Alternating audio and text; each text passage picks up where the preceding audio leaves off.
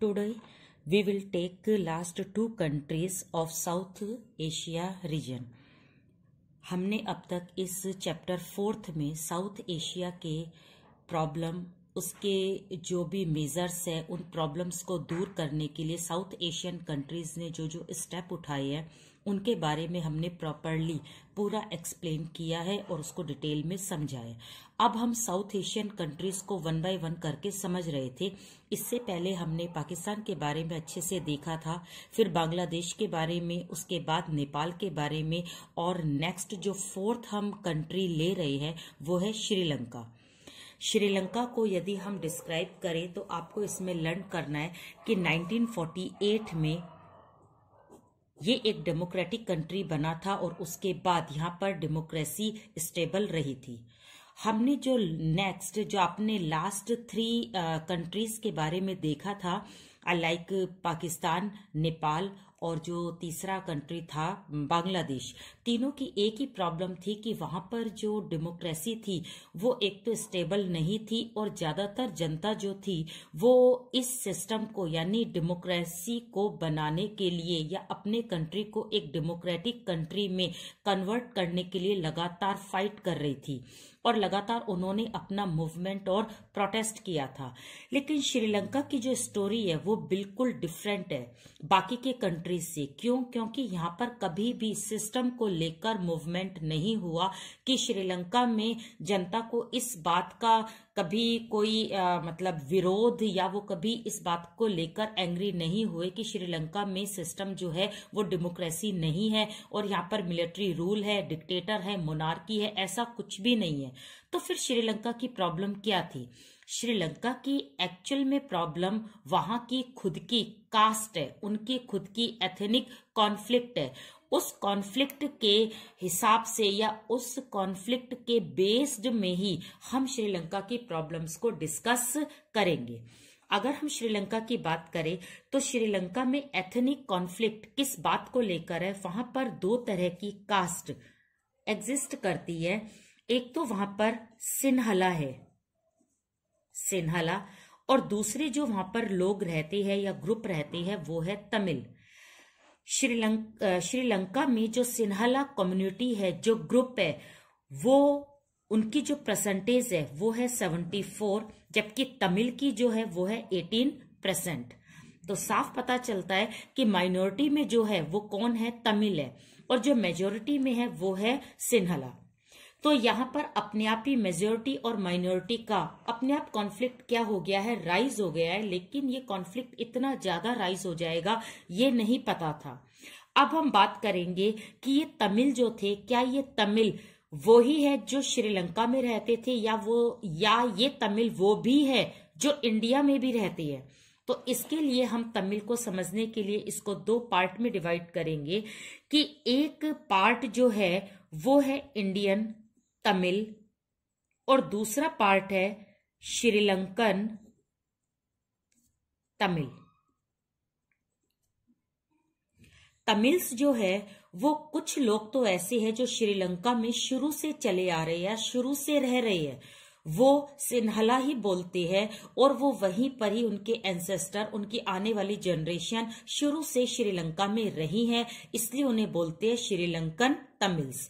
लेकिन कुछ तमिल्स जो इंडिया से माइग्रेट होकर या एज अ रिफ्यूजी बनकर कहाँ गए थे? श्रीलंका में। इन्हें कौन लेकर गया था? जब ब्रिटिशर्स यहाँ पर थे तो श्रीलंका में एग्रीकल्चर में पीजेंट्स के लिए, वर्कर्स के लिए या किसी भी तरह कोई भी काम के लिए उन्हें स्लेव चाहिए थे, और ये सारे के सारे स्लेव कहाँ से गए थे? इंडिया से गए थे। तो इंडिया के जो तमिल्स है उनको कहाँ पर बसाया गया था, कहाँ पर सेटल्ड किया गया था? श्रीलंका में। वहां पर जाने के बाद उनके एंसेस्टर वहीं पर रहे और उनकी जनरेशन बाय जनरेशन वहीं पर ही सरवाइव करती चली गई। इसलिए तमिल्स जो है, तमिल का जो ग्रुप है वो 2 पार्ट में डिवाइड है। एक है श्रीलंकन तमिल जो ओरिजिनल श्रीलंकन है, श्रीलंका में रहने वाले हैं, और दूसरा ग्रुप है इंडियन तमिल जो तमिल ही बोलते हैं लेकिन वो कहाँ से माइग्रेटेड है? इंडिया से।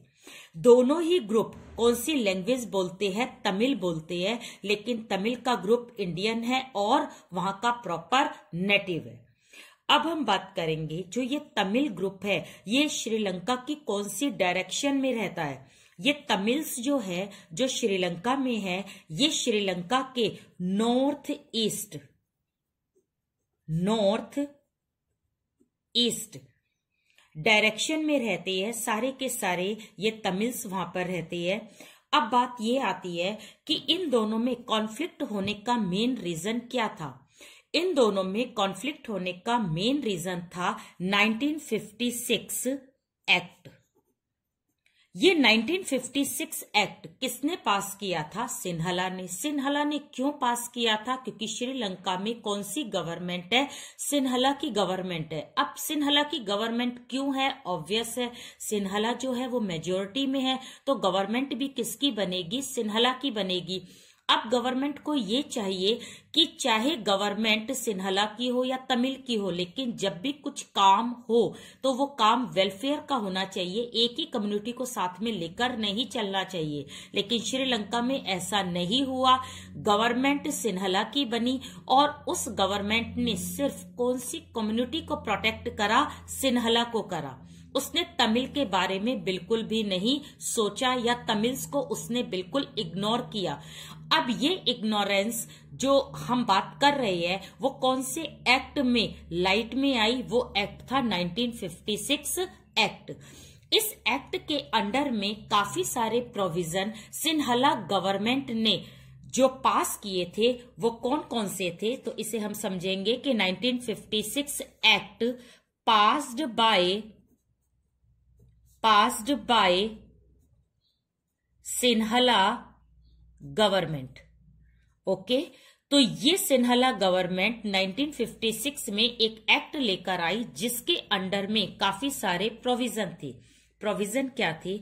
एक तो जो ऑफिशियल लैंग्वेज थी, ऑफिशियल लैंग्वेज इन्होंने किसको बनाया था? सिन्हला को। अब यहां पर जब सिन्हला को लैंग्वेज का एक ऑफिशियल लैंग्वेज का इन्होंने स्टेटस दे दिया तो तमिल जो ग्रुप था इनकी जो लैंग्वेज थी तमिल, उनको इन्होंने बिल्कुल इग्नोर कर दिया। किसी भी तरह के पेपर कोई भी एक रिस्पेक्ट कौन सी लैंग्वेज को मिली? सिन्हला को। सेकंड आएगा फंडामेंटल राइट्स। फंडामेंटल राइट्स जो थे वो मेनली किसको दिए गए? वो दिए गए सिन्हला को। सारे राइट से अलग कर दिया, सेपरेट कर दिया, सेग्रीगेशन कर दिया। किनका कर दिया? तमिल्स का कर दिया। इनको किसी तरह के राइट्स नहीं दिए और इवन इनको राइट्स सिटीजनशिप का भी नहीं है। वहां पर जो ये तमिल्स है वो इतने साल से रह रहे हैं लेकिन उनको आज भी सिटीजनशिप नहीं मिली है। क्यों? क्योंकि ये वाला एक्ट जो है वो किसको सिटीजन मानता है? सिन्हला को। नेक्स्ट आता है इसका थर्ड, रिलीजन। अगर हम रिलीजन की बात करें तो वहां पर जो श्रीलंका में है बुद्धिज्म को बहुत ज्यादा प्रोटेक्शन दिया गया है और बुद्धिज्म को ही बहुत ज्यादा प्रोपागेट किया जाता है। अब बुद्धिज्म को ही वो इतना प्रेशराइज क्यों करते हैं? क्योंकि जो बुद्धिस्ट है, बुद्धिज्म है, वो किस कम्युनिटी का रिलीजन है? वो है सिन्हला का। सिन्हला के लोग जो है वो किसकी ज्यादा वर्शिप करते हैं या किसको ज्यादा फॉलो करते हैं? वो है बुद्धिज्म। अगर अब 1956 एक्ट या सिन्हला गवर्नमेंट या कोई भी गवर्नमेंट एक पर्टिकुलर रिलीजन को ज्यादा से ज्यादा प्रोपागेट करेगी, उसे प्रोटेक्शन देगी, तो बाकी के सारे रिलीजन क्या हो जाएंगे? इग्नोर हो जाएंगे और बाकियों में क्या आ जाएगा? प्रोटेस्ट आ जाएगा। तो इस तरह से ये 1956 एक्ट किसको सेग्रीगेट कर रहा है? तमिल को। इसके बाद नेक्स्ट इस एक्ट का प्रोविजन जो है वो है गवर्नमेंट जॉब। गवर्नमेंट जॉब जिसके लिए सभी एफर्ट्स करते हैं, तो यहां पर ये गवर्नमेंट जॉब ओनली फॉर किसके लिए थी? सिन्हला के लिए। तो तमिल लोग इसके लिए अप्लाई नहीं कर सकते थे, वो क्यू में नहीं थे, उनको प्रेफरेंस नहीं दी जाती थी। तो ये किसको मिलती थी ये जॉब? ये जॉब सिर्फ सिन्हला को मिलती थी। तो इस तरह से 1956 एक्ट किसको सबसे ज्यादा प्रोटेक्ट कर रहा है? वो कर रहा है सिर्फ और सिर्फ सिन्हला को। तो यहाँ पर हम देख रहे हैं कि किस तरह से तमिल्स जो है वो क्या हो रहे हैं? वो बिल्कुल अलग हो रहे हैं। अब नेक्स्ट हम बात करते हैं, लास्ट जो इस एक्ट में बात थी वो थी लैंड रिफॉर्म्स लॉज। लैंड को रखने का, लैंड में ऑनरशिप का, या लैंड का एक तरह से मालिकाना जिसे कहते हैं हक जो है वो मेनली किसको दिया जाता था? सिन्हला को। जो भी सुधार हुए थे लैंड के लॉज में वो मेनली किसको लेकर हुए थे? वो सिर्फ लेकर हुए थे सिन्हला को। तमिल को लैंड के मामले में या भूमि के कोई भी विवाद है, कोई भी नियम है, कायदा है, कानून है, वो सिर्फ और सिर्फ किसके लिए था? सिन्हला के लिए था। तमिल को इसके अंदर किसी भी तरह का कोई राइट नहीं दिया गया। तो यहां पर बात ये आती है कि ये एक्ट किस तरह से ये तमिल को क्या कर रहा है? तमिल को बिल्कुल अलग कर रहा है।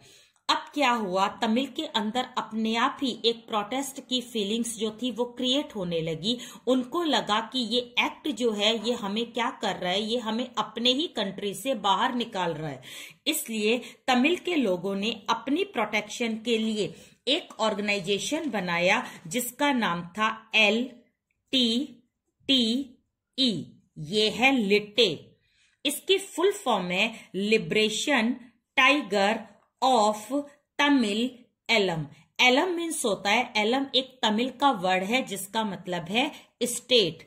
तो तमिल के लोगों ने अपनी कुछ डिमांड्स को रखकर ये एक ऑर्गेनाइजेशन बनाया था। ये ऑर्गेनाइजेशन तमिल की कम्युनिटी को प्रोटेक्ट करता था। किससे प्रोटेक्ट करता था? सिन्हला यानी इस मेजॉरिटी ग्रुप से। तो इस लिट्टे ने काफी सारी डिमांड्स किसके सामने रखी? सिन्हला गवर्नमेंट के सामने रखी कि हमारी ये डिमांड्स है कि हमारा अपना अलग रीजन हो और हम अपना एक अलग स्टेट चाहते हैं। किसका स्टेट अलग चाहते हैं? तमिल्स का। और ये जो ऑर्गेनाइजेशन था ये 1983 में फॉर्म हुआ था, इसको सेटअप किया गया था। तो यहां पर ये लोग इन सारी चीजों से परेशान थे। और अगर ये क्वेश्चन बोर्ड में आ जाए कि 1956 एक्ट जो पास किया था सिन्हला गवर्नमेंट में, उसमें क्या क्या प्रोविजन थे, तो प्रोविजन ये आएंगे। अगर बात ये आ जाए लिट्टे की डिमांड्स क्या थी, डिस्क्राइब द डिमांड्स ऑफ लिट्टे, तो लिट्टो की डिमांड्स भी क्या थी? ये 5 ही थी। ऑफिशियल लैंग्वेज चेंज हो जाए, फंडामेंटल राइट्स तमिल्स को भी मिले, रिलीजन जो है वो सेक्युलर हो, सेक्युलरिज्म हो, सिर्फ बुद्धिज्म को प्रोटेक्शन ना मिले, गवर्नमेंट जॉब सभी के लिए हो, इक्वलिटी हो, अपॉर्चुनिटीज हो, और लैंड रिफॉर्म्स ओनली सिन्हला के लिए ना रहे, तमिल्स के लिए भी रहे। तो यही आप डिमांड्स भी लिखोगे और यही 1956 एक्ट के प्रोविजन भी है। ओके, अब नेक्स्ट आता है, बात तमिल की आई थी, तो तमिल को प्रोटेक्ट करने के लिए, क्योंकि तमिल जो है वो हमसे भी जुड़े हुए हैं, यहाँ पर जो इंडियन तमिल है वो हमसे भी जुड़े हुए हैं, इसलिए इंडिया को यहाँ पर थोड़ा सा लगा कि उसे क्या करना चाहिए, उसे इसमें इंटरफेयर नहीं लेकिन उसे इस प्रॉब्लम को सॉल्व करना चाहिए। इसके लिए उन्होंने श्रीलंकन गवर्नमेंट से पूछकर अपनी एक आर्मी जो थी उसे 1987 में कहां पर भेजा? श्रीलंका में भेजा। ये आर्मी थी इंडियन पीस कीपिंग फोर्स, इसको बोलते हैं शांति सेना, Indian peace keeping force. Peace को मेंटेन करने के लिए 1987 में ये आर्मी श्रीलंका में गई और श्रीलंका में जाने के बाद इन्होंने लिट्टे जो ऑर्गेनाइजेशन था तमिल का और सिन्हला कम्युनिटी, इन दोनों के बीच में एक ब्रिज का काम किया ताकि इन दोनों के बीच में प्रॉब्लम को सॉर्ट आउट किया जाए और ये जो प्रॉब्लम्स है इन प्रॉब्लम्स को दूर करके तमिल्स को भी क्या दिया जाए, तमिल्स को भी राइट्स दिए जाए। लेकिन हुआ इसका बिल्कुल अपोजिट। अपोजिट कैसे हुआ? 1989 में ये जो पीस कीपिंग फोर्स थी, ये जो शांति सेना थी, ये वापस बिना अपना ऑब्जेक्टिव पूरा किए फेल होकर वापस इंडिया आ गई। आपको लर्न करना है 1987 में जो हमारे पीएम थे वो थे राजीव गांधी। राजीव गांधी ने ये सेना भेजी थी और उसके बाद 89 में नई गवर्नमेंट आ गई थी, तो इस गवर्नमेंट ने इस शांति सेना को वापस क्या कर लिया था? बुला लिया था। तो यहां पर आपको ध्यान रखना है कि कौन कौन से रीजन थे जिससे कि IPKF जो थी वो बिल्कुल फेल हो गई थी। इसका फर्स्ट जो रीजन हम करेंगे उसमें आपको ध्यान देना है,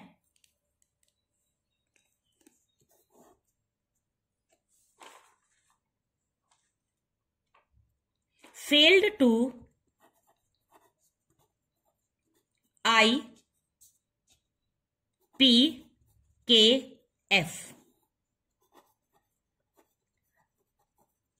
रीजंस, हम रीजंस को लर्न कर रहे हैं यहां पे कि कौन कौन से रीजंस है जो IPKF को फेल करके वापस कहां लेकर आए, इंडिया में लेकर आए 1989 में। इसका हम फर्स्ट रीजन देखते हैं, उसमें है वायलेंस। सबसे पहली बात ये रही कि जैसी ये शांति सेना श्रीलंका में पहुंची तो बहुत बड़ा वायलेंस हुआ, बहुत बड़ा जिनोसाइड यानी जनसंहार हुआ, क्योंकि वहां की सिन्हला जो कम्युनिटी थी उन्होंने मारना स्टार्ट कर दिया था, किनको, तमिल्स को। तो इतने बड़े वायलेंस की जो पूरा ब्लेम था वो किसके ऊपर गया, वो गया इंडियन आर्मी के। ओके, सेकंड हम बात करते हैं, सेकंड जो बात है, इंडियन आर्मी जो थी वो ना तो सपोर्ट ले सकी सिन्हला का और ना वो सपोर्ट ले सकी तमिल्स का। तो यहां पर हम बात करेंगे अनेबल टू गेट सपोर्ट।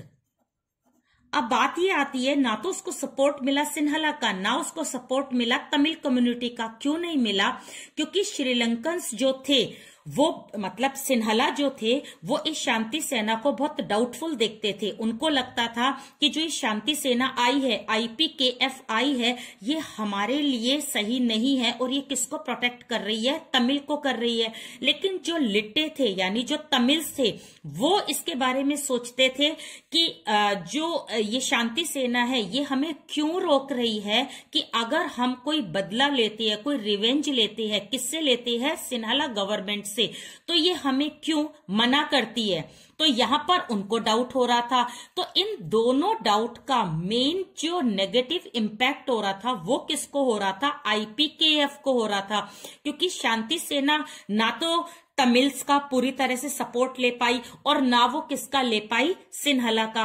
तो इस तरह से उसको दोनों का सपोर्ट ना मिलने से वो बिल्कुल क्या हो गई थी, फेल हो गई थी। नेक्स्ट आता है थर्ड है पीस ट्रीटी।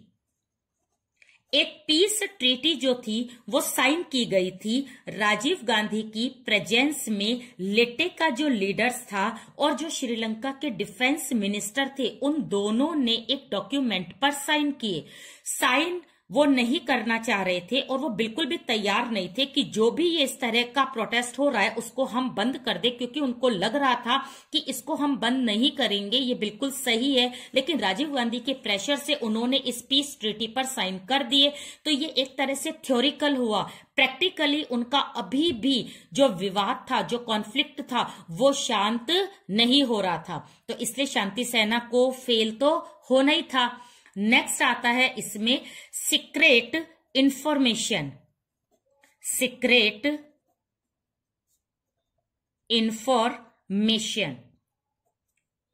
एक्चुअली में जो लिट्टे थे वो गुरिल्ला टेक्निक्स को यूज करते थे। अब वो क्या करते थे, लिट्टे के कुछ लोग किसमें मिल जाते थे, IPKF जो शांति सेना आई थी उसके कुछ लोगों को ब्राइब देकर या किसी भी तरह से अपना लेते थे और उनसे सीक्रेट इंफॉर्मेशन ले लेते थे कि शांति सेना का नेक्स्ट एक्शन क्या होगा। ये बात जब लिट्टे को पता चल जाती थी वो उसके अगेंस्ट में काम करते थे और इनका सारा एक्शन क्या हो जाता था, फेल हो जाता था। ये बात शांति सेना को पता ही नहीं चली। उनको लगा तमिल को प्रोटेक्ट करने वाले लिट्टे जो है वो हमारे साथ में है, लेकिन ये हमारे साथ में नहीं थे। तो इसका पूरा का पूरा जो इम्पैक्ट पड़ा वो किसके ऊपर पड़ा, शांति सेना के। नेक्स्ट आता है लास्ट जो है वो है नेगेटिव रोल। अब नेगेटिव रोल किसका था, वो था श्रीलंकन गवर्नमेंट, श्रीलंकन गवर्नमेंट ने बहुत ही सही तरीके से एक गेम खेला था। उन्होंने सिन्हला को भी अपनी तरफ लिया और तमिल्स को भी लिया। सिन्हला को कैसे लिया? सिन्हला को कहा कि हम लोग जो है वो आपको प्रोटेक्ट करेंगे क्योंकि आप लोग हमारी मेजोरिटी हो और आपसे ही हमारा कंट्री जो है वो चल रहा है।